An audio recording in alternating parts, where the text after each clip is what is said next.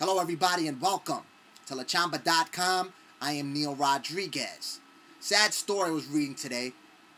It appears that Army suicides in the month of February are still high. Now, they dropped from 24 Army suicides in January to 18 Army suicides in February, but they're still high nonetheless. For our purposes, according to the Army Chief of Staff, there were 15 suicides involving Army reservists and National Guardsmen, a common theme among whom was unemployment. Now, he stated that there's too small of a sample in order to determine whether unemployment was the cause of these suicides. But it's interesting to note. I hope people aren't killing themselves for unemployment. I mean, if there's still health out there, I mean, you can still find something. All right, these reservists may be having an issue keeping jobs in the civilian sector. But if you are listening, I mean, believe me when I tell you, it's not that bad. It's not that serious. If you still have health, there was a saying that I read. I think it was quoted from Meyer Lansky. He was the Jewish gangster. He states that in other words, in my words, if you lose all your money, you lose something. But if you lose your health, you lose everything. So as long as you have your health, man, there's still a possibility. Now, there's other issues in unemployment.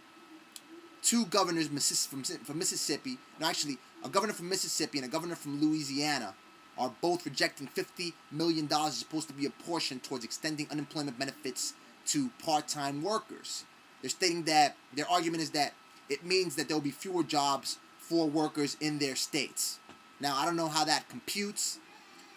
Luckily, there's a House resolution that is certifying the state's intent to request and use all of these monies. And I think the state Senate is also going to push for them to accept it. Hopefully they accept it. Another issue is where a lot of people are now finding that due to unemployment that they received last year, now they have to pay taxes. One man who worked for Microsoft and was making $541 in unemployment benefits now has to pay $1,400 in taxes for 3 months of unemployment.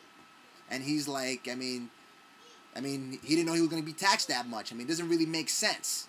It doesn't really make sense that he's being taxed for that money. People are going through a hard time.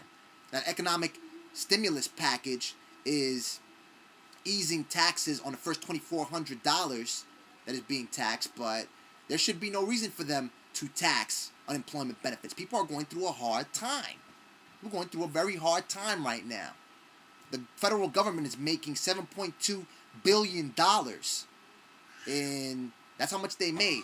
They made $7.2 billion in the fiscal year of 2008 off of federal taxes off of unemployment. State governments made $32.4 billion in state taxes. It's a very hard time for people who are unemployed. This is not the time for you to start taking money from them. All right, I don't see that as being logical. There should be some type of relief, some type of extension at least for them to be able to pay off those taxes. Because I know how it is when you are unemployed. I've been unemployed to the point where before I went on the next interview, I used to close my eyes and pray to God and speak to somebody to listen to me and say, please God, make it so this is the time that I'm going to land it. I'm going to make that job. I'm going to receive that offer.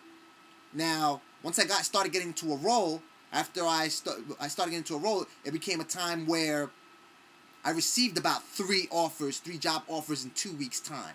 But that was after a lot of talking practice, networking with people online, speaking to people over the phone, interviewing over the phone, speaking to people in person, a number of rejections. So it's hard because you don't know. You're worried because you don't know whether you'll be able to pay next month's rent. I mean, I have faith. I saw a saying the other day on The Sopranos, and I truly believe in this, where people complain sometimes you look at yourself in pity, but at the same time, the wind is just carrying you by. And it's the truth. I mean, if you put out good karma, at least in my case, you put out good karma out there, and you work hard, you work to enhance yourself, to do the right thing, you will find something. Something comes through. Something always came through for me to hold me over towards the next month. My wife, she sells Avon, maybe a big sale that would hold us over for the next month. I know because Sometimes you get to the point of frustration when you don't get any callbacks after sending out 30 resumes. It gets frustrating. You may get desperate. But you got to breathe deep, relax, know that something is going to come through something. I mean, something, in my case, something always comes through, a temporary gig, something that'll hold me over, that'll give me some more money so it could expand or increase the margin of error that I have to find the job that I want. All right, and just keep pushing forward. Keep pushing forward.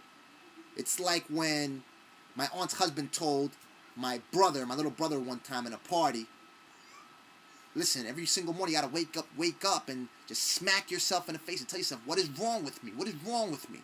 Wake up, wake up. And I tell myself that. I still tell myself that. Although I am working at this point, because there are things that I still want in life.